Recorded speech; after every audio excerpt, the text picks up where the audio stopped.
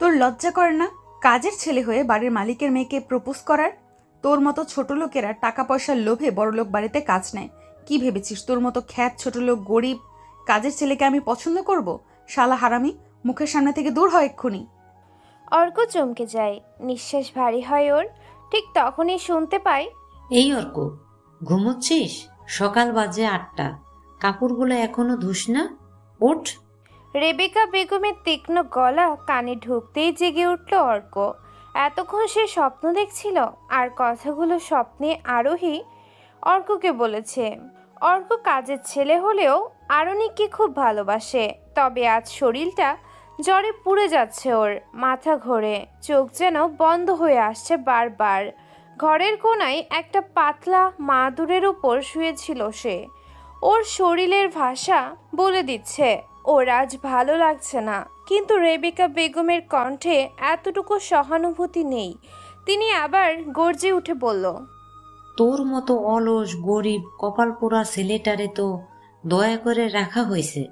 আমার জামা কাপড় নষ্ট হইয়া যাচ্ছে, আর এটা ঘুমোচ্ছে পরে পরে। উঠ বলছি। ঝাড়ি শুনে অর্ক উঠে বসে, চোখ কসলাই, ঠোঁট শুকিয়ে গেছে। ধীরে ধীরে বলে, মাফ করবেন আন্টি, শরীরটা একটু খারাপ লাগছে, তাই দ্রুত উঠতে পারিনি। অর্কের কথা শুনে রেবেকার মুখ রক্তিম হয়ে ওঠে। গর্জে আবার বলে, আন্টি? বেগম সাহেবা বল, ছোট লোক। আর তোর শরীর খারাপ? হ্যাঁ রে, গরিব মানুষের শরীর আবার খারাপ হয় কবে? তোদের শরীর তো কাজ নেই অন্যের বাড়িতে পড়ে থাকবার জন্য। কাজ করবি না, খামোকা জায়গা দখল কইরা রাখছিস। কথাগুলো বলে একটা কাপড়ের বালতি ছুঁড়ে মারে অর্কের দিকে। পানি ছিটকে পড়ে ওর জামায়। শরীরটা ঠান্ডায় কেঁপে ওঠে। মাথা নিচু করে কাপড় তুলে নেয় সে। রেবেকা গট গট করে চলে যায়। বিশাল বাড়িটার মালিক আশরাফ চৌধুরী। আশরাফ ভিলাতে থাকে অর্ক কাজের লোক হয়ে। বালতি নিয়ে সে দ্রুত ওয়াশরুমে যায়। জ্বরে গা পুড়ল, সেসব নিয়ে অর্কের ভাবার সময় নেই। খুব যত্ন করে প্রায় 10-15টা কাপড় কাচল, রোদে মেলে দিয়ে আবার চলে আসে রান্নাঘরের দিকে। খুব আস্তে ধীরে রান্নাঘরের দিকে হেঁটে যায় অর্ক। হঠাৎ পেছন থেকে আরান সাহেব ধমকে ওঠে, ওরে, এত ধীরে হাঁটতেছিস কেন? তরতরি কইরা চল, চা বানায় আন। গায়ে কি শক্তি কমে গেছে? কর জলদি চা আনবি। আশরাফের ভাই, আশরাফের ছোট ভাই আরান তেমন কিছুই করে না। অর্ক জি বলে এগিয়ে যায়। রান্নাঘরে ঢুকতেই ঝর্ণা খালা মুখ টিপে হাসেন, তবে আজ মমতা নেই তার চোখেও। ঝর্ণা আরেকটা কাজের মহিলা, মাঝে মাঝে অর্ককে সামান্য আদর করে। ঝর্ণা বলে, তোর মুখের তো রং নাই রে, সোনার কাঠের মতো হয়ে গেছিস। আজ তুই কিছু খাইছিস? অর্ক হাসে, না খালা, কাল রাতেও কাজ শেষ করতে করতে ঘুমাইয়া গেছিলাম, আসলে একটু কাজ। ঝর্ণা কিছু বলার আগেই আরুনির গলা আসে পাশের ঘর থেকে। আরুনি হলো আশরাফ সাহেবের একমাত্র মেয়ে। দেখতে যেমন সুন্দরী, বেশ অহংকারও আছে। অর্ককে চিৎকার করে ডাকে, এই সার্ভেন্ট, আমার জুতো কই? কাল রাতে তোকে ধুতে বলেছিলাম। অর্ক ছুটে যায়, কিন্তু ওর গায়ে তখনও জ্বর। পা টলে পড়ে যেতে যেতে সামলে নেয়। আরুনির সামনে আসে অর্ক। অরুণীর দাঁড়িয়ে ওর দিকে তাকিয়ে বলে, উফ, একটা কাজও ঠিকমতো করতে পারে না। গরিবের শরীরে কি শুধু পচা রক্ত থাকে? তোকে বলেছিলাম জুতা পরিষ্কার করে রেখে যাবি, যাসনি কেন? আরুনির মা রত্না আর তার বোন রেবিকা বেরিয়ে আসলো। অর্ককে দেখে নাক সিটকায় আর আরুনিকে বলে, তোর বাপের কপালে এইটুকু গরিব কাজের ছেলেটাও বেশি হয়ে গেছে। রাস্তার ছেলেপুলেও তো ভালো, মা মরছে আর রেখে গেছে আরেকটা কাচ্চোরাম। অর্ক চুপ করে দাঁড়িয়ে থাকে। গায়ে কেউ কিছু না ছড়লেও মুখের কথায় বুকে ছুরি চলে যায় তার। অর্ক জুতা জোড়া রেখে চলে যায় নিজের ঘরে। পাতলা একটা তোশকের উপরে ঘাপটি মেরে বসলো। কাজ করতে করতে অর্কের চোখে জল আসে, কিন্তু সে লুকিয়ে ফেলে। মনে পড়ে তার মা নাসিমা বেগমের কথা। এই বাড়িতেই কাজ করতেন, ঝাড়ু দিতেন, বাসন মাজতেন, কাপড় ধুতেন। সারাদিন শুধু একটা কথাই বলতেন অর্ককে, বাবা, গরিব ঘরে জন্ম হয়েছিস ঠিক আছে, কিন্তু গরিব মন নিয়ে বাঁচিস না। পর শেখ, একদিন এই বাড়ির চেয়েও বড় হবি। তার মা মারা যান হঠাৎ এক অসুখে। তখন এই বাড়ির কেউ একটা গ্লাস পানি দেয়নি ওর মায়ের মুখে। মায়ের মৃত্যুর পর অর্ক এসেছিল এই বাড়িতে শুধু 2টা জামা আর একটা বই নিয়ে। মায়ের কাজের জায়গাটা যেন দেখে যায়। আজ মায়ের ঘরের কাজ এখন তার ঘাড়ে, কিন্তু সম্মান তার চেয়েও ছোট ছোট জিনিস তাকে পদে পদে অপমান করে। কাল রাতে অনেক বৃষ্টি হয়েছিল। সেই বৃষ্টিতে অরণি গিয়েছিল ট্যুরে। গাড়িতে অনেক কাদা লাগিয়ে আনে, অর্ককে চিৎকার করে ডাকে। গত রাতে অর্ক, ওই ছোট লোকের বাচ্চা কাজের লোক। জি ম্যাম। আমার গাড়ির অনেক জায়গায় কাদা লেগেছে, ভালো মতো মুছে দিবি, কোনো জায়গাতে যেন কাদা না থাকে। এইদিকে দেখ, আমার জুতোয় অনেক কাদা, এটাও পরিষ্কার করবি। কিন্তু ম্যাম এত রাতে। চুপ, ছোট লোক, মুখের উপর কথা বলিস। কথাটা বলে অরণি তার জুতো খুলে অর্কের দিকে ছুঁড়ে মারে। অর্কের পেটে এসে লাগে জুতো। সারা রাত বৃষ্টিতে ভিজে সে গাড়ির সব কিছু পরিষ্কার করে, একদম চকচক করে দেয়। বৃষ্টিতে ভেজার কারণে ওর জ্বর চলে এসেছিল। ভোর রাতে জ্বরের জন্য ঘুমিয়ে যায়। আর আজ সকালে যা হলো তা ভেবে অর্কের যেন চোখ দিয়ে জল গড়িয়ে পড়তে শুরু করেছে। অর্কের মনে পড়ে রান্নার কথা, রান্নাটাও তার করে নিতে হয়। আরও কাজের লোক আছে, সবার সাথেই এই বাড়ির মানুষেরা এমন আচরণ করে। অর্ক দুপুরে চা নিয়ে যাচ্ছিল ড্রয়িং রুমে, সেখানে অতিথিরা বসে আছে। অরণির বন্ধুরা এসেছে। অর্ক সবার দিকে তাকিয়ে চা দিতে থাকে। শরীর খারাপের কারণে হঠাৎ হাত কাঁপে তার। এমন সময় চায়ের কাপ পড়ে যায় আরোহণীর বান্ধবী মেহের পায়ের উপর। তৎক্ষণাৎ কষে চড় দিয়ে চিৎকার করে ওঠে মিহি। ইস, এ কি করলি? আমার পাজামাটা একেবারে নষ্ট করে দিলি। কি ভাই অরণি, কি করলো এটা? দেখ কাকে ধরে এনেছিস। অরণি দাঁড়িয়ে বলল, ওরে, এত সাহস তোর! মুখ দেখে তো নর্দমার পানি মনে হয়। আর তুই 20,000 টাকা দামের ড্রেস নষ্ট করে দিছিস, তোকে আমি। অরণির এসে অর্কের গালে একটা চড় বসিয়ে দেয়। অর্কের সারা শরীর যেন কাঁপুনি হতে শুরু করে। এমনিতে সকাল থেকে সে খায়নি, সময়ই পায়নি খাওয়ার, তার উপর এমন নির্যাতন। কিন্তু এখনও অর্কের অপমানিত হওয়া বাকি। অর্ক চুপচাপ দাঁড়িয়ে। রত্না বেগম এগিয়ে আসে। রত্না বেগম সেই কাপ তুলে অর্কের মুখের সামনে ছুঁড়ে ফেলে বলে, চল, 4 জায়গায় ঠান্ডা পানি খা তোরা। এর চেয়ে তো কিছু আশা করাই বোকামি। আর শোন, পুরো ফ্লোর মুছবি তুই। অর্ক মাথা নিচু করে থাকে, চোখ দিয়ে পানি পড়ছে। সবাই চলে গেলে বালতি নিয়ে এসে জায়গাটা মুছতে শুরু করে, সাথে কাঁদছেও। চোখের জল কেউ দেখতে পায় না, কারণ সে জানে দুঃখ দেখানোর অধিকার গরিবদের নেই। রাত হয়ে আসে। বাড়ির সবাই খাওয়া দাওয়া করে টিভির সামনে বসেছে। অর্ক তখন বাথরুম পরিষ্কার করেছে। শরীরটা আর চলতে চায় না। কোনো রকমে কাজ শেষ করে সে নিজের ঘরে আসে। নিজের ঘরে কোণে এসে বসে। ঝর্ণা খালা খাবার দিয়ে গেছে, সেগুলো খেয়ে হেলান দিয়ে বসলো অর্ক। ব্যাগ থেকে বের করে তার মায়ের ছবি আর সেই পুরনো খাতা, তাতে লেখা একটা লাইন তার মুখে ফিসফিস করে। তুই পারবি বাবা, আমি জানি। যারা তোকে অপমান করবে একদিন তাদের কাছে তুই হবি সম্মানের নাম। অর্ক চোখ বন্ধ করে। ওর মায়ের স্বপ্ন অর্কের পূরণ করতেই হবে, যেভাবেই হোক। অর্ক হার মানবে না। রাতটা কেটেছে জ্বর, কষ্ট আর না বলা কান্নার সাথে। অর্ক বিছানায় ঘুমিয়ে পড়েনি ঠিকভাবে, বরং হেলান দিয়ে বসে কাটিয়েছে রাত। ভোর রাতের দিকে অর্ক খোলা খাতার উপর মাথা রেখেই কখন যেন ঘুমিয়ে পড়েছিল। একদম কাক ভোরের দিকে হালকা ঠান্ডা বাতাস এসে অর্কের বড় চুলগুলো এলোমেলো করে দিচ্ছে। কিন্তু অর্ক জানে আজ একটা বিশেষ দিন। আজ আরোহণীর জন্মদিন, আর বাড়ি সাজানো লোক আসবে আজ। অর্ক বাইরে আসে। প্রতিদিনের মতো সকালের জন্য চা নাস্তা বানিয়ে রেডি করে টেবিল সাজিয়ে ফেলে। সবাই সকাল 9টার ভেতরে উঠে খাবার খায়। অর্ক সব কিছু সাজিয়ে ফেলেছে। আরানের ছেলে রোহান আসে অর্কের কাছে। তোকে বলছিলাম জুতার জোরে কালি করে দিতে। দিসনি কেন? বলি গরিব হয়েছি, যেটা বলবো সেটা করবি। কুত্তার যেমন একটা রুটি দিলে কাছে আসে, তেমনি কাজের লোকদের টাকা দিলে সব করে। তুই করিস না কেন? স্যার, এসব কাজ আমি... অর্কের গালে চড় দেয়, গালি দিয়ে বলে, শুয়োরের বাচ্চা, তুই করবি না তো আমি করব? মুখের উপর কথা বলিস, কাজ কর শালা। তোর মা না করতো না, মহিলাটার যা বলতাম তাই করতো। এই বলে রোহান চলে যায় সেখান থেকে। অর্ক বিমূঢ় দৃষ্টিতে চলে যাও দেখতে থাকে। কোনো উপায় না পেয়ে অর্ক সব জুতা কালি করতে বসে পড়ে। সারাদিন সে কাজ করে, এরই ভেতরে বাড়ি সাজানো শেষ। বাড়ি যেন সাজিয়ে ফেলা হয়েছে রূপকথার রাজ্যের মতো। দেয়ালে রঙিন লাইট, বিশাল কেকের অর্ডার, ফটকের সামনে কার্পেটের। বাড়ির প্রতিটি সদস্য আজ ব্যস্ত, কিন্তু অর্ক সেও ব্যস্ত, তবে অন্যভাবে।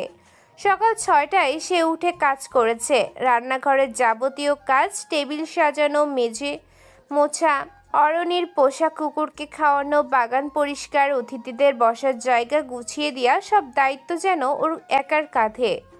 অর্ক রান্নাঘরে কাজ করছে এখন। রেবেকা বেগম রান্নাঘরে ঢুকে অর্ককে বলেন, এই শোন, গেস্টেরা যেন কিছু নিয়ে অভিযোগ না করে। ভুল করলেই তোর আজ কপাল ফাটবে, বুঝলি তো অর্ক? সব কাজ যেন ঠিক মতো হওয়া চাই। অর্ক মাথা নিচু করে, জি ম্যাডাম।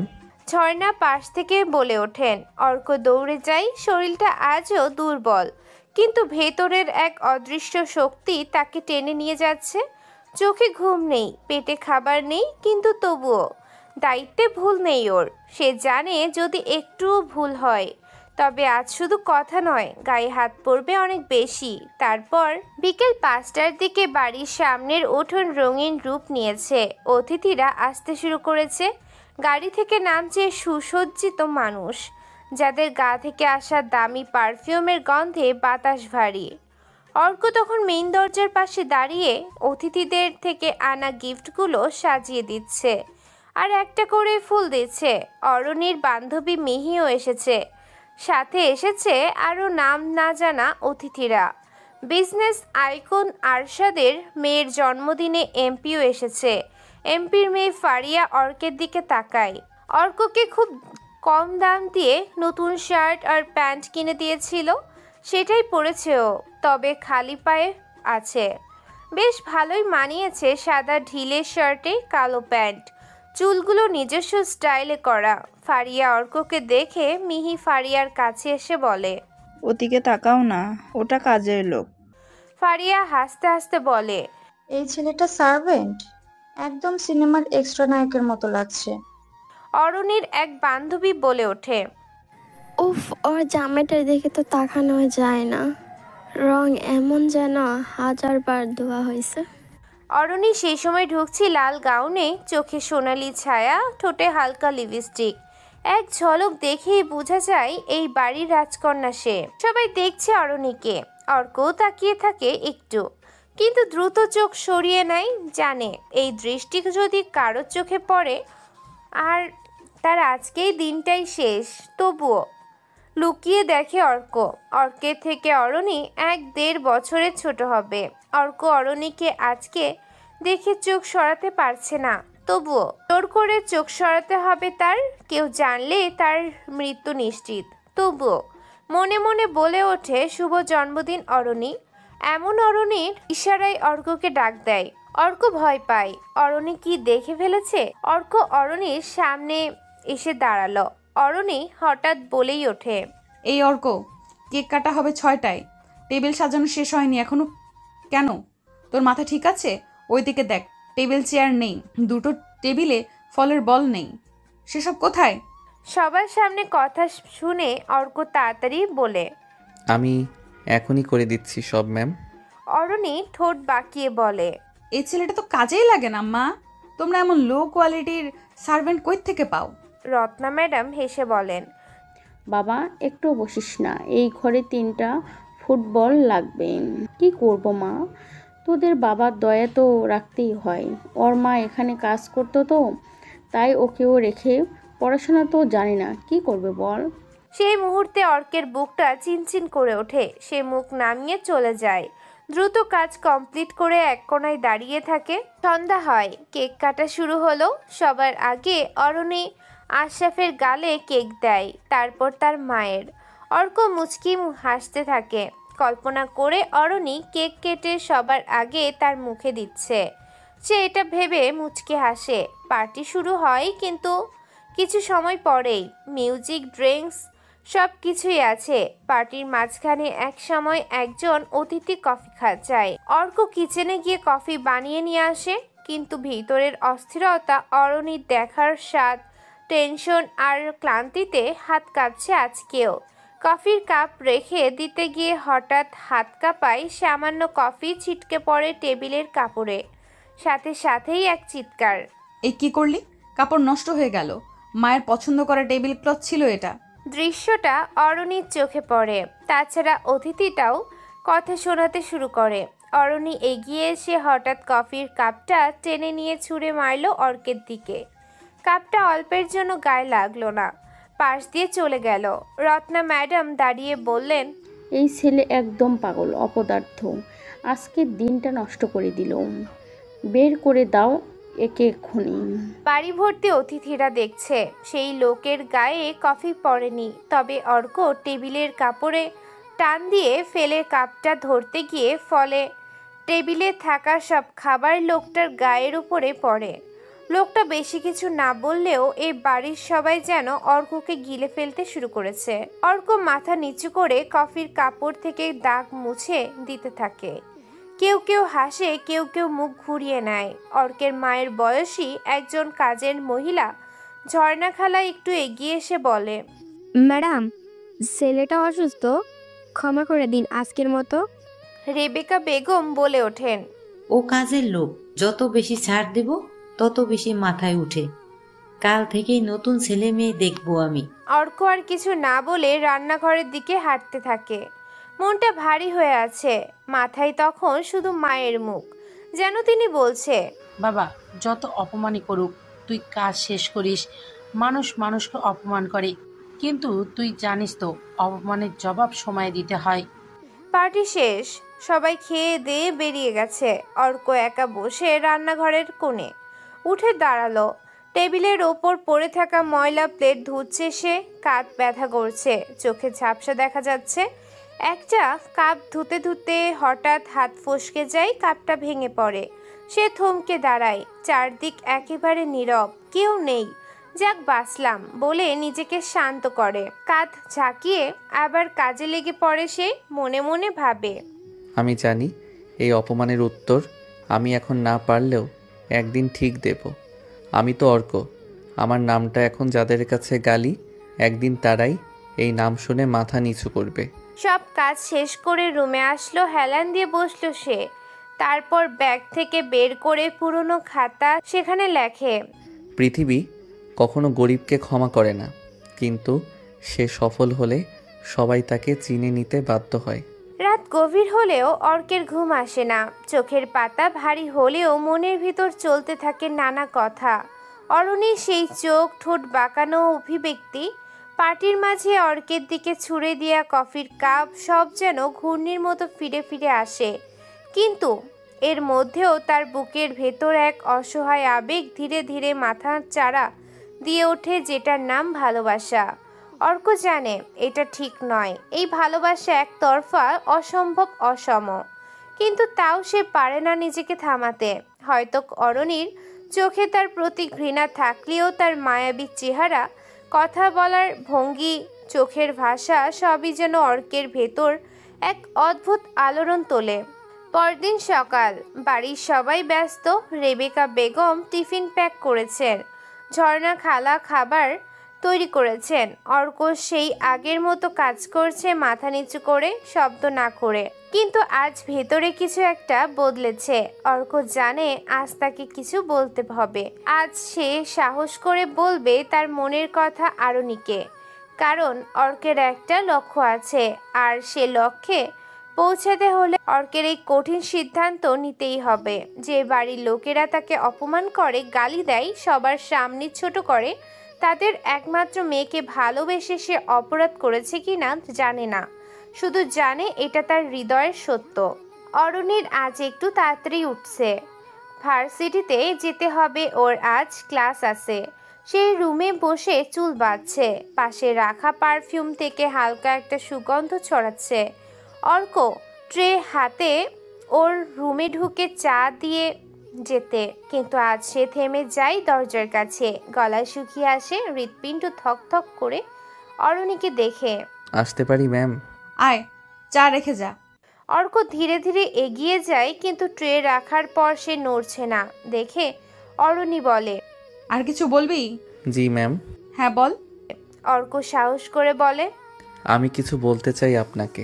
অরুণী ব্রু কুঁচকে তাকায়, তারপর বলে, তুই আমাকে হঠাৎ এমনভাবে বলছিস কেন? যাই হোক, কি বলবি বল।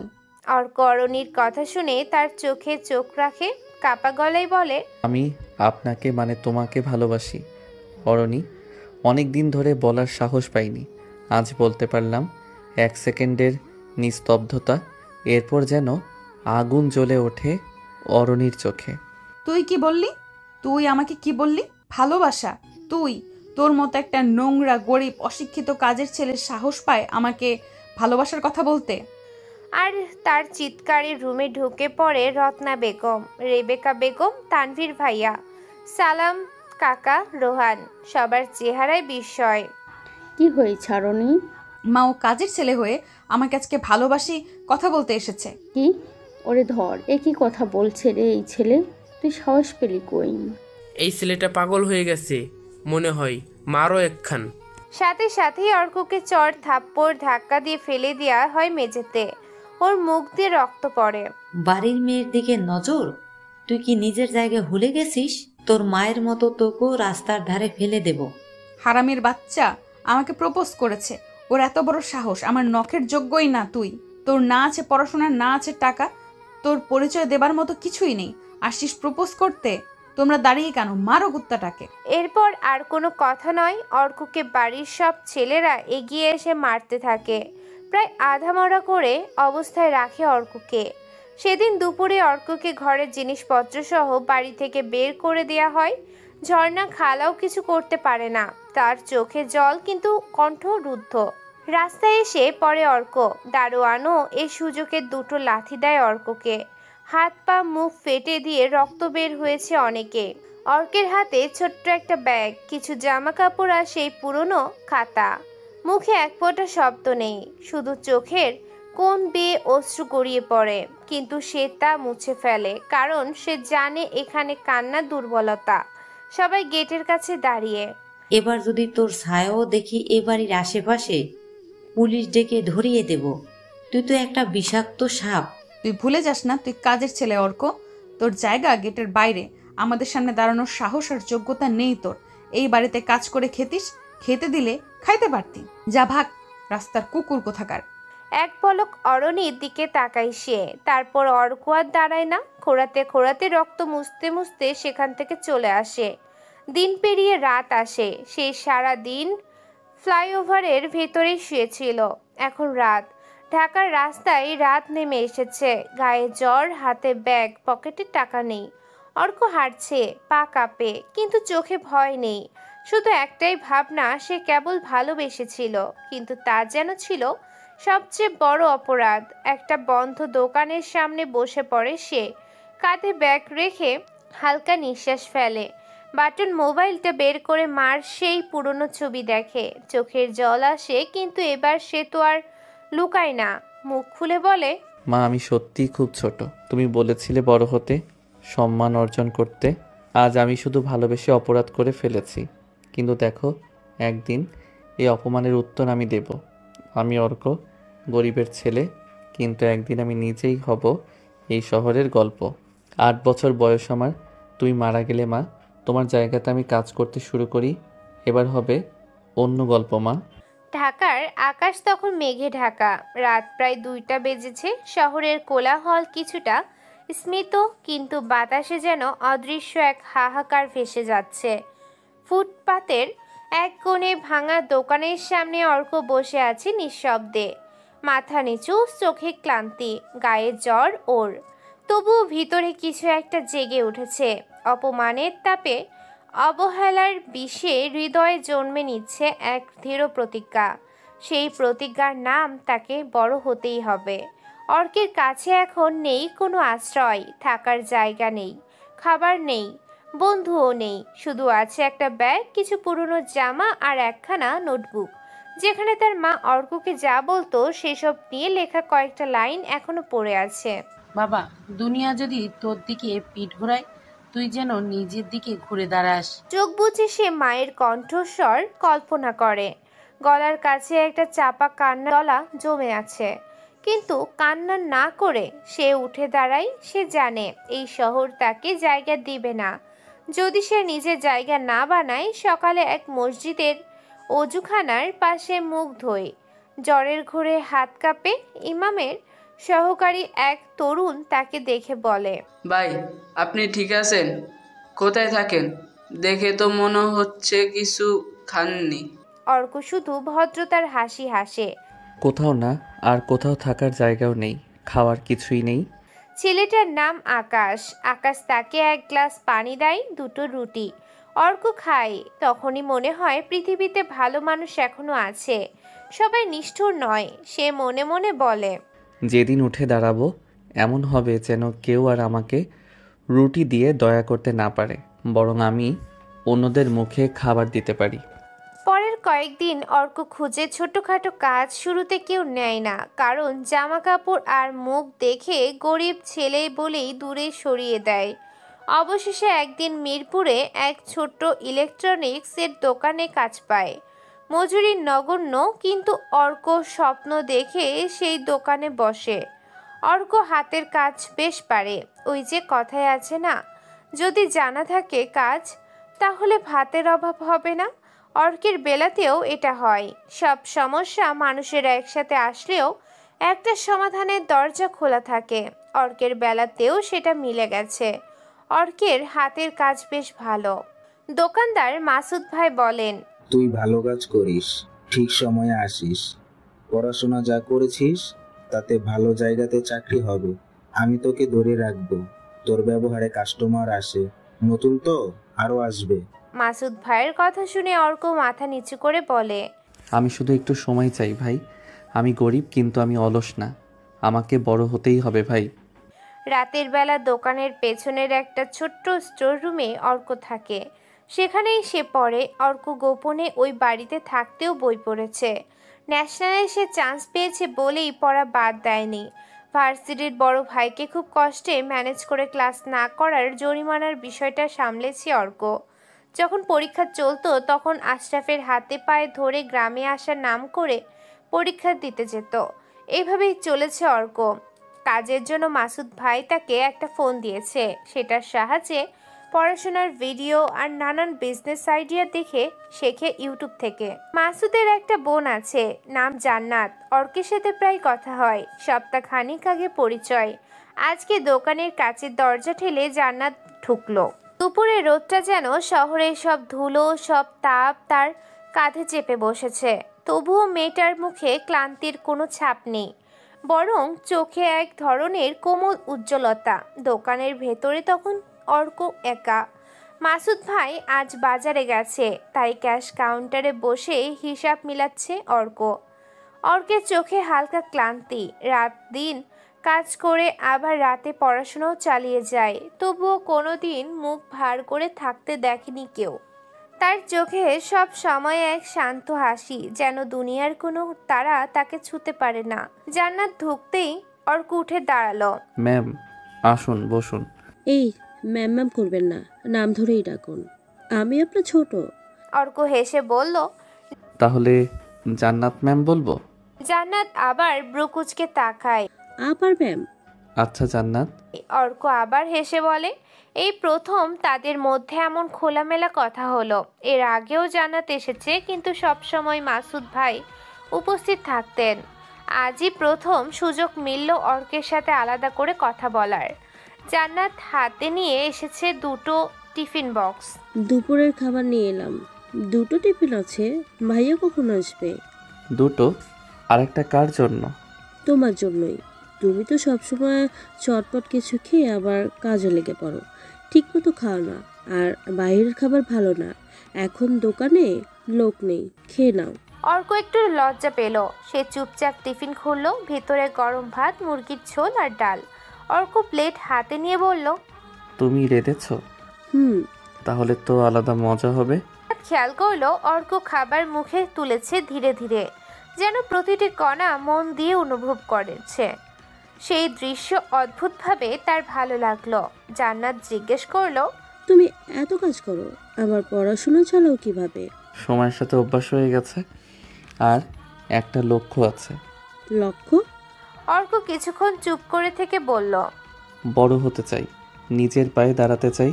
জান্নাতের মনে হলো এই কথাগুলোতে যেন কেমন এক জেদ আছে, তবুও সেই জেদে অহংকার নেই, আছে শুধু শান্ত ধীরতা। এরপর থেকে জান্নাত প্রায় দোকানে আসতে লাগলো। কখনো অজুহাতে মাসুদদের জন্য কিছু আনা, কখনো নিজের জন্য কিছু কিনতে, আবার কখনো শুধু খোঁজ নিতে। অর্কের সাথে কথোপকথন বাড়তে লাগলো ধীরে ধীরে। এক বিকেলে দোকান প্রায় খালি, বাইরে হালকা বৃষ্টি পড়ছে। জান্নাত এসে দাঁড়ালো দরজায়। অর্ক তাকে দেখেই বলে, ভিজে যাচ্ছ, ভেতরে আসো। জান্নাত ঢুকতেই হালকা বৃষ্টির গন্ধ আর চায়ের গন্ধ মিশে এক অদ্ভুত উষ্ণতা তৈরি করলো ভেতরে। অর্ক বলে, তুমি চা খাবে? হুম, তবে তুমি বানাবে। অর্ক চা বানায়। চায়ের কাপ এগিয়ে দিল জান্নাতের দিকে। জান্নাত চুমুক দিয়ে হেসে বলল, তুমি চা ভালো বানাও। মিষ্টি বেশি হলে সবাই বলে ভালো হয়েছে। না, শুধু মিষ্টি না, তাতে যত্নও লাগে। অর্ক কিছু বলল না, শুধু তার চোখে এক মুহূর্তের জন্য এক কোমল আলো খেলে গেল। দিন যেতে যেতে জান্নাত বুঝতে পারল ছেলেটার প্রতি তার মন অদ্ভুতভাবে টান অনুভব করছে। অর্ক কখনো বড় বড় কথা বলে না, কিন্তু তার প্রতিটি আচরণে একটা স্বাভাবিক সৌজন্য, এক ধরনের নির্ভরতার অনুভূতি আছে। একদিন সন্ধ্যায় দোকানের শাটার নামাতে নামাতে অর্ক দেখলো জান্নাত বাইরে দাঁড়িয়ে। এই সময় তোমার সাথে একটু হাঁটতে চাই। কিন্তু মাসুদ ভাই যদি জানে? বলে এসেছি, উনি তোমাকে খুব ভালোবাসে। তুমি জানো, আমি প্রথম যেদিন তোমাকে দেখেছিলাম মনে হয়েছিল তোমার মধ্যে কিছু আলাদা আছে। আলাদা? তুমি অনেক চুপচাপ, কিন্তু ভেতরে যেন অনেক কিছু জমিয়ে রেখেছো। হয়তো তুমি কাউকে বলো না, কিন্তু তোমার চোখ বলে দেয়। অর্ক একটু চুপ করে থাকলো, তারপর নরম স্বরে বলল, সব কথা সবার সাথে বলা যায় না জান্নাত। হাওয়া ধীরে ধীরে ঠান্ডা হয়ে আসছিল। জান্নাত মনে মনে ভাবলো, হয়তো একদিন এই ছেলেটা তাকে তার সব কথাই বলবে। সেদিন ফেরার পথে দুজনের মধ্যে কোনো কথা হয়নি, কিন্তু নীরবতার ভেতরে এক অদ্ভুত উষ্ণতা ছিল। এরপর থেকে জান্নাতের আশা বেড়ে গেল আরও। দুপুরের খাবার, বিকেলের চা কিংবা সেফ একটা হাসি, সবই যেন অর্কের দিনকে বদলে দিত। আর অর্ক ধীরে ধীরে বুঝতে লাগলো জান্নাতের এই যত্ন, এই আগ্রহ, এগুলো শুধু বন্ধুত্ব নয়, এর ভেতরে আছে অন্যরকম এক অনুভূতি। কিন্তু সে তো অরণিকে ভালোবাসে।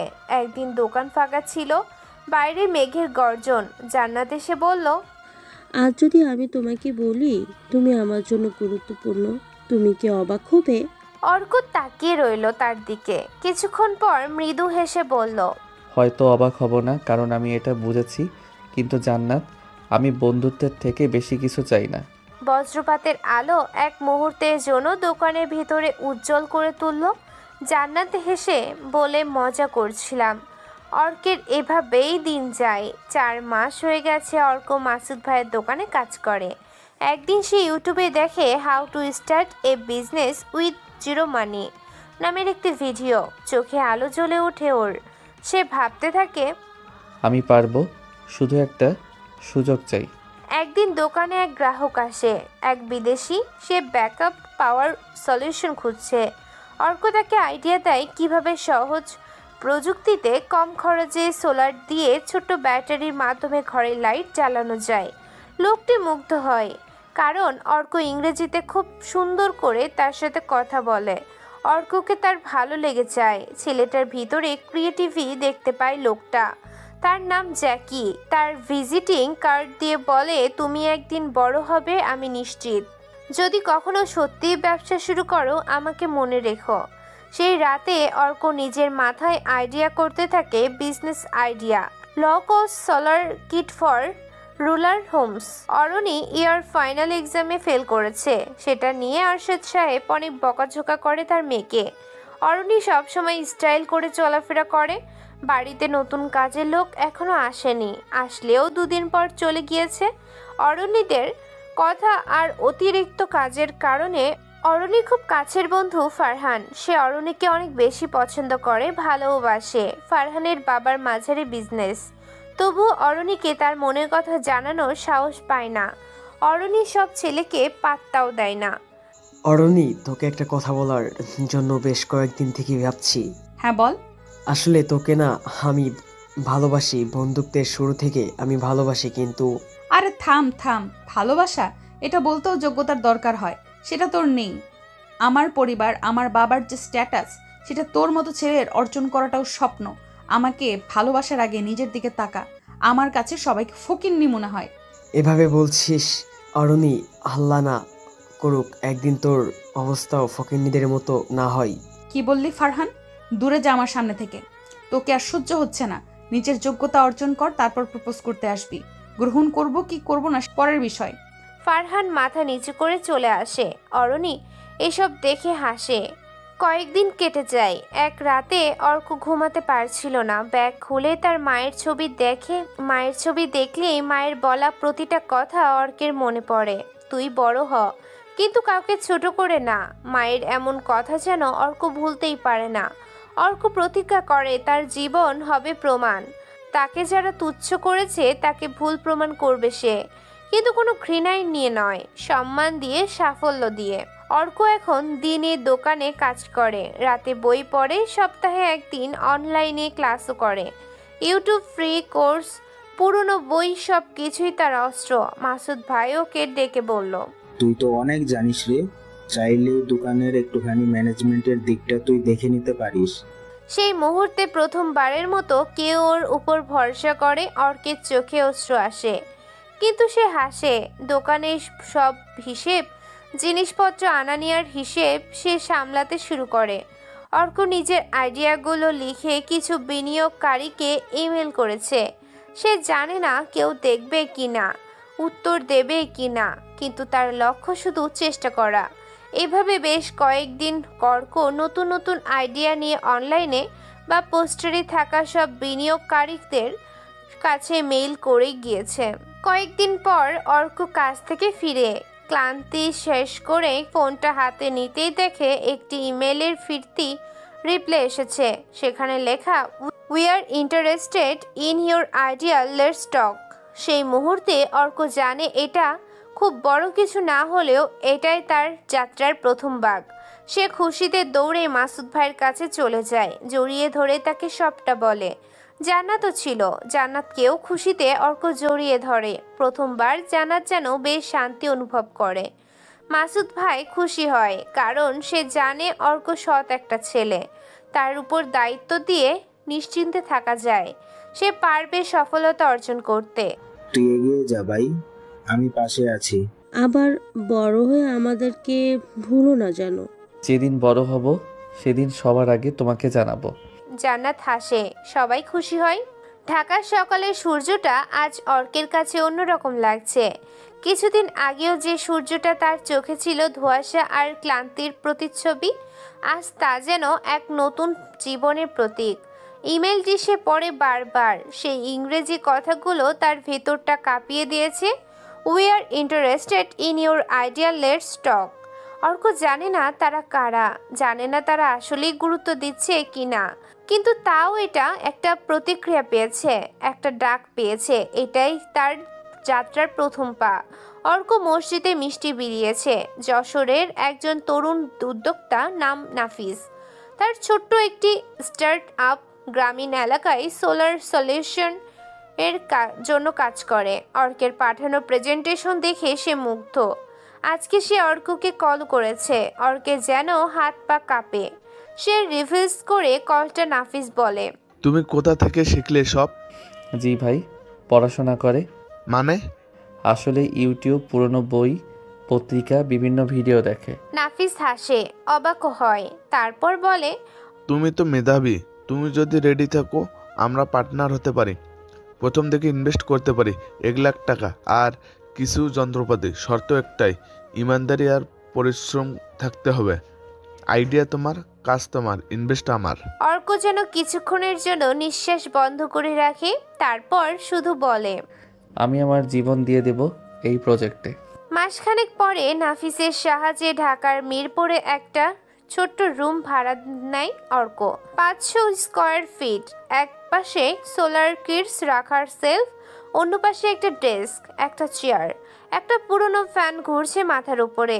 অর্ক যে দোকানে থাকতো, মানে মাসুদ ভাইয়ের ইলেকট্রনিক্সের দোকান, সেখানে আছে। দোকানের পাশের এক বাড়িতে থাকে মাসুদ ভাইয়ের চাচাতো ভাই রাকিব। মেকানিক কাজ জানে বেশ ভালো। আরেকজন হলো আলফি, হাই স্কুল ড্রপ আউট, কিন্তু আইটি সম্পর্কে কৌতূহলী, আর তারও কিছু গুণ আছে ওইসবের ওপর। অর্ক তাদের ডেকে বলে, শোনো, আমরা কিছুই না, কিন্তু একসাথে হলে হতে পারি অনেক কিছু। আমি শুধু চাই তোমরা চেষ্টা করো আমার সাথে, আমরা পারবো। এভাবে হাল ছাড়তে পারি না আমরা। ভাই আমরা তো গরিব মানুষ, এমন কিছু পারবো? আমরা গরিব কিন্তু ব্যর্থ না। চেষ্টা যদি থাকে তফাৎ করে দেওয়া যায়। টিম হিসেবে কাজ করব আমরা। জান্নাতকেও বলেছি, সেও থাকবে কমিউনিকেশনের জন্য। 4 জনের টিম শুরু করে ছোট্ট পাইলট প্রজেক্ট। গ্রামে একটা সোলার লাইট বসানো, তারা সফলও হয়। অল্প সময়ে প্রথম অর্ডার আসে এক এনজিওর কাছ থেকে 35টা কিটের। অর্ক যেন খুশিতে আত্মহারা। আর প্ল্যান, নাফিসের ইনভেস্ট টাকা সুদ সমেত ফেরত দিয়ে সে নিজের বিজনেস বড় করবে। যদি নাফিস পার্টনার হয় তাহলে থাকবে। এইভাবে আরও অর্ডার আসতে থাকে। বিভিন্ন প্লট, বিল্ডিং, কোম্পানি, ইন্ডাস্ট্রিয়াল সাইটে ওদের কাজের অর্ডার আসতে শুরু করে।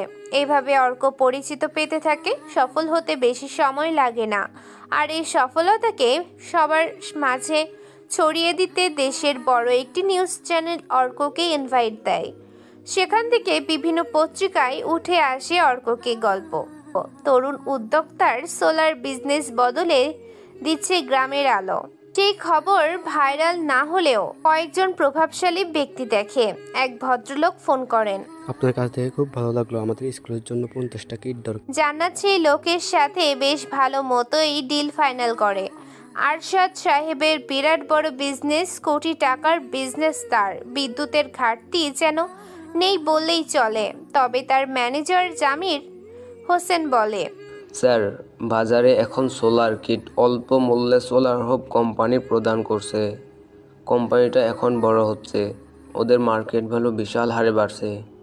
আপনার উচিত এসব কোম্পানির সাথে কোলাবোরেশন করা, তাতে আপনি বসে থেকেই পার্সেন্টেজ পাবেন। হ্যাঁ, এটা তুমি সত্যি কথা বলেছো। আমাদের কাজ তো এটাই, নতুন নতুন ছোট কোম্পানি যারা বড় হচ্ছে সেসব কোম্পানির হাইয়েস্ট ইনভেস্টর ও পার্টনার হওয়া আমার কাজ। তারপর হিউজ মার্কেটগুলো চলে আসলে আমি ইনভেস্ট করা অফ করব। তারপর নতুন নতুন কোম্পানি মুখ থুবড়ে পড়বে প্রোডাক্ট তৈরিতে, তখন সেই সুযোগে কোম্পানির 70% শেয়ার নিয়ে নেব। ফলে যা লাভ হবে তার অর্ধেকের বেশি আমার হবে। সেই কোম্পানি নামে ওদের, কিন্তু টাকা হবে আমার বেশি। জি স্যার, তাহলে কি সব ব্যবস্থা করব? হ্যাঁ, অবশ্যই। জামির চলে যায়। আরশাদ ভাবতে থাকে তার আরও সফলতার কথা। শুরুতে তারও কিছু ছিল না, কিন্তু মগজে ছিল বিজনেস আইডিয়া। তবে তার মেয়েকে নিয়ে বেশ চিন্তায় আছে। মেয়েটা হয়েছে বেশ অহংকারী।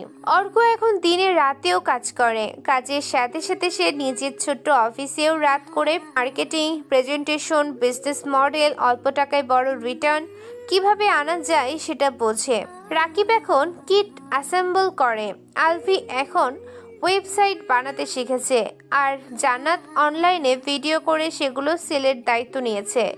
সেলার হব নামটা ছড়িয়ে পড়েছে ধীরে ধীরে।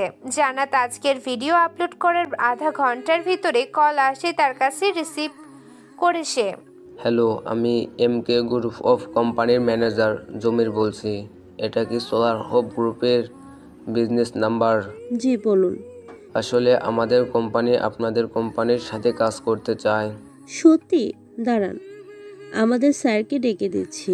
জান্নাত জানে MK কোম্পানি কতটা বিশাল, বিশ্বাসই করতে পারছে না সে। জান্নাতের বুকের ভিতর তখনও দমকা ঢেউয়ের মতো উত্তেজনা উঠেছে নামছে। এত বড় কোনো কোম্পানি, এত নামকরা ব্র্যান্ড, তারা নাকি তাদের মতো একেবারে ছোট্ট একটা লোকাল কোম্পানির কাছে ফোন করেছে, কাজের প্রস্তাব দিয়েছে। মাথায় যেন ঠিকমতো ঢুকছেই না, মনে হচ্ছিল স্বপ্ন দেখছে। এই, তুমি ঠিক আছো তো? অর্ক নাম ধরে ডেকেই জান্নাত দৌড়ে অর্কের কেবিনের দিকে ঢুকলো। শ্বাস প্রশ্বাস এলোমেলো, ওর চোখে অদ্ভুত উজ্জ্বলতা লেগে আছে। কিন্তু সে ঢুকতেই দেখে অর্ক ঠিক তখন দরজার দিকে এগোচ্ছে। জান্নাত হুঁশ হারিয়ে প্রায় দৌড়ে গিয়ে অর্কের সাথে ধাক্কা খেলো। 1 সেকেন্ডের জন্য সময় থমকে যায়। জান্নাতের ঠোঁট গিয়ে হালকা করে ছুঁয়ে গেল অর্কের বুকের ভেতর থেকে অর্কের হৃদস্পন্দনের ঢেউ যেন সরাসরি এসে লাগলো জান্নাতের কানে। যেন খুব কাছ থেকে ঢেউ ভাঙার শব্দ শোনা যায়। অর্ক থমকে দাঁড়িয়ে গেল, চোখ নামিয়ে তাকালো জান্নাতের দিকে। মেয়েটার শ্বাস গরম, গাল লালচে, আর চোখে এক অদ্ভুত ঝিলিক মিশিয়ে ভয়, লজ্জা আর আনন্দ মিশিয়ে এক অদ্ভুত রং তৈরি করেছে অর্ক বলে। অর্কের কণ্ঠে ছিল হালকা উদ্বেগ, তবে ভেতরে একটা অদ্ভুত উষ্ণতা। জান্নাত তাড়াতাড়ি 1 কদম পিছিয়ে গেল, দুহাত দিয়ে চুল গুছিয়ে নিল, যেন মুহূর্তটাকে আড়াল করতে চাচ্ছে। আমি ঠিক আছি। আসলে তোমার সাথে কথা ছিল, বড় খবর। অর্ক ছোটের কোণে 1 ফোঁটা হাসি টেনে দিল। বড় খবর নাকি বড় ধাক্কা? জান্নাত মুখ নিচু করলো, কিন্তু তার ঠোঁটের কোণে এক চিলতে হাসি ফুটে ওঠে। ধাক্কা তো লেগেছেই, তবে সেটা খবরের জন্য। বাইরে হালকা বাতাস বইছিল, জানালা খোলা থাকায় একটুখানি আলো এসে দুজনের মাঝে পড়ছিল। অর্ক তার হাতের ফাইলগুলো টেবিলে রেখে হাত গুটিয়ে দাঁড়ালো, চোখ তার এখনো জান্নাতের মুখে। বলো, কি খবর? জান্নাত এক গভীর নিঃশ্বাস নিল, যেন শব্দগুলোকে জড়িয়ে রাখছে, যাতে প্রভাবটা আরো গভীর হয়। ভাবতে পারো, এমকে কোম্পানি, যারা দেশ জুড়ে এত বড় বড় প্রজেক্ট করে, তারা আমাদেরকে প্রস্তাব দিয়েছে। ফোন করেছে এখনই, তোমার সাথে কথা বলতে চায়। অর্ক এক মুহূর্ত চুপ করে রইল, যেন খবরটা মস্তিষ্কে নিয়ে যাচাই করছে। তারপর ধীরে ধীরে মাথা নেড়ে বলল, মানে আমরা? হ্যাঁ, আমরা। জান্নাতের চোখে তখন যেন আতশবাজির মতো ঝিলিক। অর্ক কিছু বলতে যাচ্ছিল, কিন্তু হঠাৎ তার দৃষ্টি চলে গেল জান্নাতের ঠোঁটের দিকে, যেখানে ঠিক কয়েক সেকেন্ড আগেই তার বুকের উষ্ণতা ছুঁয়ে গিয়েছিল। একটা অদ্ভুত নীরবতা নেমে এলো। জান্নাত বুঝতে পারলো তাদের মাঝে হাওয়ায় কিছু ভারী হয়ে আছে। হৃদস্পন্দন যেন একটু দ্রুত হয়ে উঠল। তুমি কি সবসময় এভাবেই খবর দাও? আগে বুকের সাথে ঠোঁট, তারপর বাকিটা? অর্কের ঠোঁটে খেলা করলো হালকা দুষ্টু হাসি। জান্নাতের গাল হঠাৎই আরো লাল হয়ে উঠল। উফু, আচ্ছা, ইচ্ছে করে নাকি এটা হয়? আমি তো জানি। অর্ক তার কথা কেটে দিয়ে নরম গলায় বলল, আমি জানি এটা ইচ্ছে করে হয়নি। কিন্তু তার চোখে ছিল অন্য রকম এক দৃষ্টি, যেটা জান্নাত আগে খুব কম দেখেছে। গভীর, স্থির আর একটু অস্বস্তিকরভাবে মায়ামি লাগছে। মুহূর্তটা যেন দীর্ঘ হয়ে যাচ্ছিল। বাইরে থেকে ভেসে আসছিল রিকশার ঘন্টা, রাস্তার কোলাহল, কিন্তু দোকানের ভেতর যেন সময় ধীরে ধীরে বইছে। অর্ক প্রথম চোখ নামালো, তারপর হালকা গলায় বলল, জান্নাত, তুমি জানো তো, কিছু কিছু মুহূর্ত ভুলে যাওয়া যায় না। জান্নাত ধীরে ধীরে মাথা তুলল। মানে থাক, বাদ দাও, কাজের কথা বলো। এই খবরটা আমাদের জীবনের মোড় ঘুরিয়ে দিতে পারে। চলো ওই কোম্পানির সাথে কাজ করি।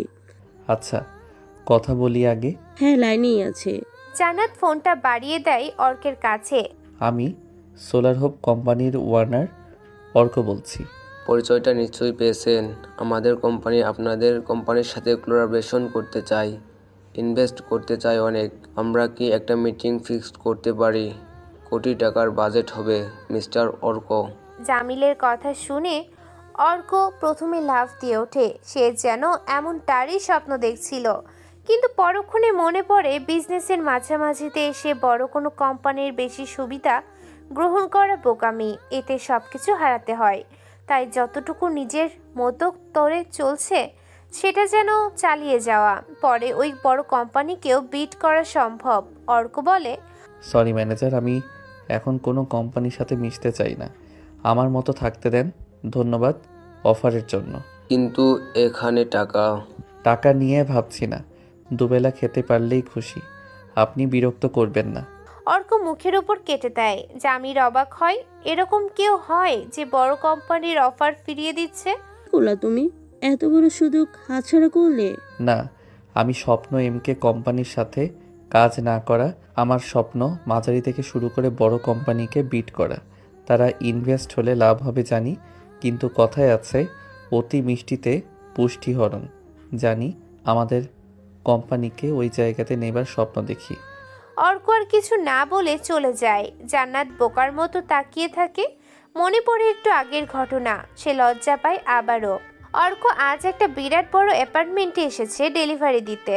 ডেলিভারি দিয়ে ফিরতে ফিরতে রিক্সা নিল অর্ক। কিছুটা দূরে রাস্তার কাজ থাকায় রিক্সা ঘোরাতে হয়। হঠাৎ চোখে পড়ল সেই বাড়ি, মানে আশরাফ সাহেবের বিশাল অট্টালিকা। গেটের সামনে সেই সিকিউরিটি গার্ড আজও আছে। অর্ক কিছুক্ষণ রিক্সা থামিয়ে বাড়িটা দেখে। স্মৃতিগুলো ভিড় করে আছে। সেই কফির কাপ ছুঁড়ে মারা, অপমান, ঘৃণা সব ভাসতে থাকে। কিন্তু আজ অর্কের চোখে জল আসে না। বাড়িটার দিকে তাকিয়ে সে শুধু ভাবে, এত তাড়াতাড়ি ফিরে আসার জন্য না, আমি ফিরব এমনভাবে যে সবাই মাথা নিচু করবে। এই বাড়িটা আমার চাই। ফিরে আসে নিজের ছোট্ট দোকানে।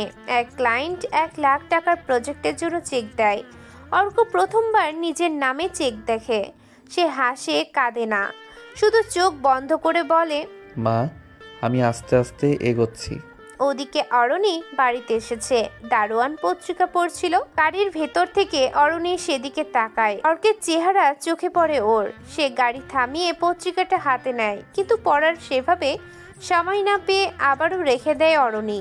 সোলার হোপ এখন ছোট্ট শহরগুলোকে আলো ছড়াচ্ছে। অর্ক ব্যবসা চালিয়ে যাচ্ছে।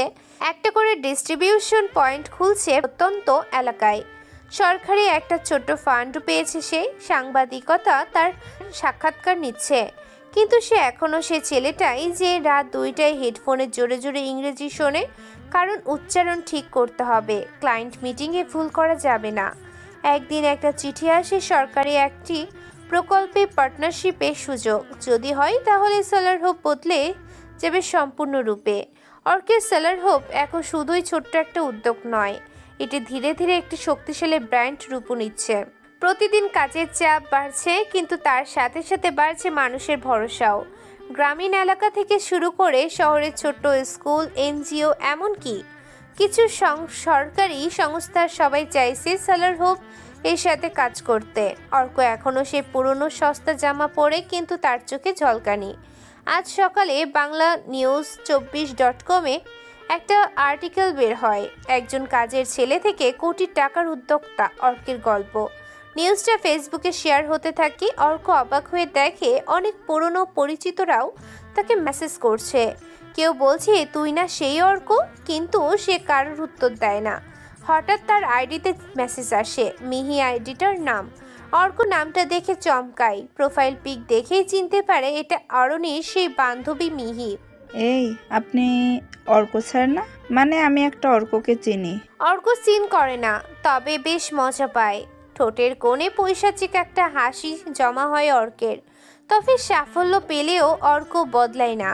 প্রতিদিন রাত 2টা অবধি সে পড়ে ব্যবসা, প্রযুক্তি, লিডারশিপ নিয়ে। নিজের ইংরেজি স্কিল ভালো করার জন্য ইউটিউবে ভিডিও দেখে, স্পিকিং প্র্যাকটিস করে। আয়নার সামনে দাঁড়িয়ে তার একটা কথা মনে পড়ে বারবার। অন্যদিকে অরণির এখনও সে কোটিপতির মেয়ে, অথচ সময়টা পাল্টেছে। সামাজিক মিডিয়ায় সে নিজের ছবি পোস্ট করে, ব্র্যান্ডের পোশাক, দামি রেস্টুরেন্ট, ফ্যাশন শো করে। আর অরণি, তার পাশে থাকে ধনী বন্ধু বান্ধব। তাদের মধ্যে সেই একজন হলো ফারহান। যদিও সে মোটামুটি ধনী, তবুও অরণিদের মতো নয়। ফারহান ভালোবাসে অরণিকে, কিন্তু বুঝতে পারে অরণি তাকে শুধু বন্ধু না, চাকরের চোখেও দেখে। এক কফি শপে আজকে ওর সব বন্ধুরা এসেছে। ফারহান অরণির সামনে বসলো, সবাই ফটো তুলছে। এমন সময় ফারহান অরণিকে প্রপোজ করে। আমি তোকে ভালোবাসি অরণ্যে, প্লিজ আমার প্রস্তাবটা ভাব। তোকে অনেক ভালোবাসা দেব। এখন আমি আমার বাবার বিজনেস সামলাই। অরণির বাকি বন্ধুরা অবাক হয়। অরণি হেসে বলে, তুই আমার যোগ্য না ফারহান। তুই ভেবেছিস আমি তোর মতো একটা ছেলে পছন্দ করব? মানে প্রপোজ করবি আর হ্যাঁ বলবো? যতবার প্রপোজ করবি উত্তর না হবে। আমার পছন্দ টাকাওয়ালা স্মার্ট কাউকে, বুঝেছিস? তারপর সবার সামনে ফারহানের দিকে কফির কাপ ছুঁড়ে মারে অরণি, সাথে গালে একটা চড়ও বসিয়ে দেয়। সেই মুহূর্তে কফি শপে থাকা সবাই স্তব্ধ। ফারহান কাঁদতে কাঁদতে বেরিয়ে যায়, কিন্তু অরণির মুখে বিন্দুমাত্র দুঃখ নেই। সোলার হোপ এই একটি ফোন আসে, এক সরকারি কর্মকর্তার কণ্ঠ। আপনার কাজগুলো নিয়ে আমরা আলোচনা করতে চাই। আগামী সপ্তাহে এক টেন্ডারে অংশ নিতে পারেন। ইনভাইটেশন মেইল পাঠানো হয়েছে। এই মেইল অর্কের বিজনেসকে সম্পূর্ণ বদলে দিতে পারে। অর্ক দিন রাত খেটে প্রেজেন্টেশন বানায়, আলফি ওয়েবসাইটের নতুন সেকশন তোলে, রাকিব সিম্পল বানিয়ে চেক করে, সব কিছু ঠিকঠাক হয়। সেদিন মিটিংয়ে বড় বড় কোম্পানির প্রতিনিধি ট্রায়েড স্যুট ব্যান্ডের ঘড়ি পরে আসে সবাই। তার মধ্যে অর্ক ঢোকে সাদা মাটা শার্ট পরে, কেউ তাকায় না তার দিকে। ব্যাগ তৈরির কোম্পানির ম্যানেজার অর্ককে দেখে বলে, এইটা কি হেল্পার নাকি? এটাকেও ইনভাইট কে করলো বিজনেস মিটিংয়ে? অর্কের কানে কথাটা পৌঁছায়, সে হাসে, সে আর মাথা নিচু করে না। আরশাদ সাহেবও আসে। অর্ক মাস্ক পরে তাকে দেখে। আরশাদ আসার পরই প্রেজেন্টেশন শুরু হয়। সব কোম্পানি তাদের প্রোডাক্ট শো করে, কিন্তু সরকারি কর্মকর্তা ফয়েজ সাহেব অপেক্ষা করছিল অর্কের জন্য। অর্ক স্টেজে আসে, সবাই অবাক হয়। সাদামাটা ড্রেস পরা ছেলেটাই তাহলে সোলার শো কোম্পানির মালিক। সে প্রেজেন্ট করে নিজের মতো, তার ভিজুয়াল, ডেটা, বাস্তব কেস স্টাডি সব কিছু দেখে জাজরা তাকিয়ে থাকে। ফয়েজ বলে, আরশাদ সাহেব চেহারা দেখে না, শুধু নামটা শুনে চমকায়, তবে তখনও জানে না এটাই সেই অর্ক। রাতে বসে অরণি ফেসবুক স্ক্রল করছিল, হঠাৎ চোখে পড়ে এক news headline, solar hope selected for government rural energy project worth 5 crore। অরণি চমকে ওঠে, নিউজে ছবি দেয়া অর্কের। সে দৌড়ে পত্রিকাটা বের করে। হ্যাঁ, এটা তো সেই অর্কের ছবি ছিল। তার আরও মনে পড়ে যায় সেই ছেলেটার কথা, যে তার বাসায় কাজ করত, যে তাকে ভালোবেসে প্রস্তাব দিয়েছিল। আর তারপরেই সেই লজ্জা আর ঘৃণায় তার সামনে কাঁদতেও পারেনি, বরং অরণি তাকে চড় মেরে অপমান করে বাড়ি থেকে বের করে দিয়েছিল। সেই অর্ক এখানে কিভাবে? আরশাদ সাহেবও জানতে পারে সবটা। রাতে ঘুম হয় না অরণির, মনে মনে বলে, ও কি করে এত বড় কিছু হয়ে গেল? আমি তো বলেছিলাম ও কিছুই করতে পারবে না। আমি তো বলেছিলাম সে আমার যোগ্য না। কিন্তু অর্ক পেরেছে, সে সব কিছু অর্জন করেছে 3 বছরের ভিতরেই। অরণির যেন কনফিউশন দূরই হয় না। অর্ক এখন সফল বিজনেসম্যান। বিভিন্ন বিজনেস মিটিংয়ে তাকে ইনভাইট করা হয়, তবে সে খুব কম দামি কাপড় পরে সেখানে আসে। দারোয়ানেরাও এত কম দামি পোশাক পরে না। অনেকে অনেক কিছু বলে, কিন্তু অর্কের তাতে কিছুই যায় আসে না। আজ অর্কের ইনবক্সে আসে একটি মেইল, বিজনেসম্যানদের জন্য একটি 5-তারা হোটেলে ইনভাইট করেছে। অর্ক ভাবছে যাবে কি না। এত বড় জায়গায় এত নামি মানুষ, সে কি মানায়? আলফি বলে, কিন্তু আমার যে মনে হয় আমি এখানে মানানসই না। আপনি যাবেন, সবাইকে দেখিয়ে দেবেন আপনি একজন সফল মানুষ। আপনিও পারেন। আজ আমাদের কোম্পানিতে কাজ করে শত শত ছেলে, যারা বেকার ছিল তারা এখন কর্ম করছে। আচ্ছা, যাবো তাহলে। জান্নাত, তুমিও রেডি হও, যেতে হবে আমাদের। জান্নাত মুচকি হাসে, অর্কও হাসে। তারপর আশরাফ সাহেবের অফিসে এসেছে সাব্বির রহমান। সে একসময় আশরাফের সবচেয়ে বড় প্রতিদ্বন্দ্বী ছিল। আশরাফের কোম্পানি একবার সাব্বিরের কাছে টেন্ডার নেওয়ার সময় হেরে যায়। আশরাফ তা মেনে নিতে পারেনি, এজন্য সাব্বিরকে মিথ্যে মামলায় জেলে পাঠিয়ে দেয়। সে তার কোম্পানির আগের ম্যানেজারকে খুন করিয়ে সাব্বিরের উপরে চাপিয়ে দেয়। ফলে সাব্বির 10 বছরের জন্য জেল খেটে আসে। আজকের সকালটা ছিল শান্ত। জানালার ওপাশে সূর্যের আলো ঢুকছিল। আশরাফ সাহেবের কনফারেন্স রুমে বসেছিলেন তিনি নিজ অফিস চেয়ারে, চা হাতে। কাগজপত্র ছড়িয়েছিল টেবিলে, আর একপাশে দাঁড়িয়েছিল ম্যানেজার জামির। আজ বিকালে ক্লায়েন্ট মিটিং আছে স্যার। আশরাফ গভীরভাবে মাথা নেড়ে বলে, সব ঠিকঠাক রাখবে, ছোটখাটো বলে জায়গা নেই তুমি। কিন্তু তখনই দরজার সামনে দাঁড়িয়ে থাকা রিসেপশনিস্টের মেয়েটা ছুটে আসে আশরাফের রুমে। স্যার, একজন এসেছেন। নাম বললেন সাব্বির রহমান। মুহূর্তেই আশরাফ সাহেবের মুখের চা থেমে যায়। গলার নিচে দলা পাকানো নিঃশ্বাস আটকে গেল কিছুক্ষণ। কি বললে তুমি এইখানে? সাব্বির রহমান স্যার, সে নিজেকে আপনার পুরনো পরিচিত বলছেন। এক মুহূর্তের নিস্তব্ধতা ভেদ করে দরজাটা নিজের মতো করেই খুলে গেল। গাঢ় নীল শার্ট, চাপা চোখ, মুখে পুরনো এক বিষাক্ত হাসি নিয়ে এক ব্যক্তি ঢুকে পড়ল কনফারেন্সের রুমে। মাথা উঁচু করে এক সময়কার অন্ধকার জীবনের বোঝা বহন করে আসা সাব্বির রহমানের চেহারাটা যেন অনেক বেশি ভারী দেখাচ্ছে, কিন্তু তার চোখে ছিল আগুনের মতো তীক্ষ্ণ প্রতিশোধ। প্রশ্নটি করে আশরাফ দাঁড়িয়ে পড়লেন চেয়ারে। ইয়েস পার্টনার, আমি এসেছি। তুমি তো? আশরাফ কিছু বলতে চাইলে সাব্বির থামিয়ে দেয়। আমি তো জেলে ছিলাম 10 বছর, আর প্রতি রাতে আমি শুধু ঘুমিয়ে একটা মুখ দেখতাম, সেটা তোমার মুখ। আর আজ সে স্বপ্ন থেকে বেরিয়ে এসেছি, বাস্তবে এসেছি তোমার চোখের সামনে। আশরাফ এবার কড়াভাবে বলে, তুমি তো সাহস কম না? কি চাও আর কিভাবে এসেছো? সাব্বির একটু হেঁটে তার টেবিলের দিকে এগিয়ে গিয়ে ধীরে ধীরে বলে, তুমি বিজনেসে জেতার জন্য সবকিছু করতে পারো। তুমি ভেবেছিলে আমি ভেঙে গেছি, হার মেনে নিয়েছি।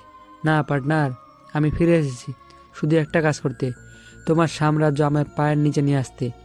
তুমি একটা খুনি, তুমি আমার ম্যানেজারকে খুন করেছিলে। না আশরাফ, তুমি করিয়েছিলে খুনটা, শুধু দায়টা চাপিয়ে দিয়েছিলে আমার উপর। তুমি ভাবছো কি কেউ জানে না? আমি জানি। খেলা এখনো শেষ হয়নি, এবার তোমার ধ্বংস কি আটকাতে পারবে না। সাব্বির কথাগুলো বলে সেখান থেকে চলে যায়। আশরাফ ভয় পেয়েছে, সে কি বলবে বুঝতে পারে না। রাজধানীর অভিজাত হোটেল ইন্টারন্যাশনাল গ্র্যান্ড প্যালেস, দুর্লভ এক সন্ধ্যার আয়োজন। পুরো হল রুম জুড়ে ঝলমলে ঝাড়বাতি, সুগন্ধি মোমবাতির আলোর নিচে ঘুরছে শহরের সবচেয়ে নামি দামি শিল্পপতিরা, বিনিয়োগকারীরা, মিডিয়া ব্যক্তিত্ব এবং রাজনীতিবিদরাও। আজকের অনুষ্ঠানের নাম ইনোভেশন ইন বিজনেস, বাংলাদেশের কর্পোরেট জগতের সবচেয়ে সম্মানজনক বিজনেস অ্যাওয়ার্ড নাইট। এবং আজকের মধ্যমণি, যাকে ঘিরে এত উত্তেজনা, সোলার হোপ গ্রুপের সিইও। নামটা এখন শহরের প্রতিটি কর্পোরেট ক্যানভাসে ছাপা অর্ক রহমান। একই সময় অরণি প্রস্তুত হচ্ছিল তার ঘরে, পরনে সিলভার হাই স্লিভ গাউন, কানে হীরার দুল, ঠোঁটে লাল লিপস্টিক। আয়নার সামনে দাঁড়িয়ে নিজেকে একবার দেখে নিয়ে ঠোঁটে এক টুকরো তৃপ্তির হাসি দিয়ে বলে, আজ সবাই তাকাবে আমার দিকে।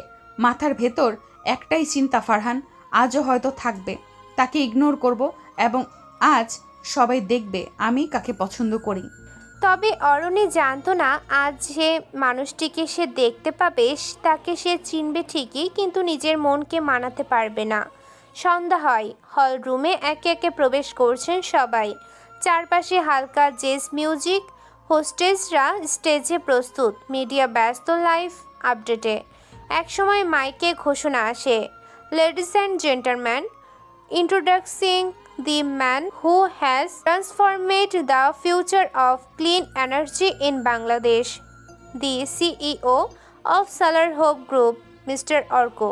হঠাৎ ঝলসে ওঠে ক্যামেরার ফ্ল্যাশ। স্টেজের কর্নার থেকে এক ঝলক আলোয় দেখা গেল অর্ককে, একজন দীর্ঘদেহী সুগঠিত পুরুষ, পরনে সাদা shirt, navy blue 3 piece suit, হাতে সোনালি ঘড়ি, চোখে মুখে দৃঢ়তা, হাঁটার ভঙ্গিমায় আত্মবিশ্বাস, ঠোঁটের কোণে ক্ষীণ এক ঠান্ডা হাসি। তার সাথে হাত ধরে হেঁটে আসছে আরও একটি সুন্দরী মেয়ে, জান্নাত। সে আলোর ঝলকানিতে সবাই তাকায় সেদিকে। অরণিও বাদ যায়নি, যদিও অরণি জানে না অর্ক আসবে এখানে, কিন্তু নামটা মাইকে যখন ঘোষণা হলো আর লাইটের আলো যখন অর্কের উপর পড়ল, তখন যেন অরণি নিঃশব্দের মতো দাঁড়িয়ে যায়। অর্ককে দেখে অরণি থমকে যায়, হাতে থাকা ওয়াইনের গ্লাসটা কাঁপে। সে বিশ্বাসই করতে পারে না, এ কি সত্যি সেই অর্ক, সেই কাজের ছেলে যাকে একসময় তার পরিবারের সবার মতোই সেও গালমন্দ করত? এ কি সেই অর্ক যে ছেলেটাকে সে ঘৃণা করত, অপমান করত, প্রকাশ্যে অপদস্থ করত? সেই ছেলেটাই আজ দেশের সবচেয়ে আলোকিত তরুণ ব্যবসায়ী। সব ক্যামেরা এখন অর্কের দিকে। সবচেয়ে ধনী কোম্পানির নাম আজ তার সঙ্গে জড়িয়ে। পরের পার্ট তাড়াতাড়ি আসবে ইনশাআল্লাহ।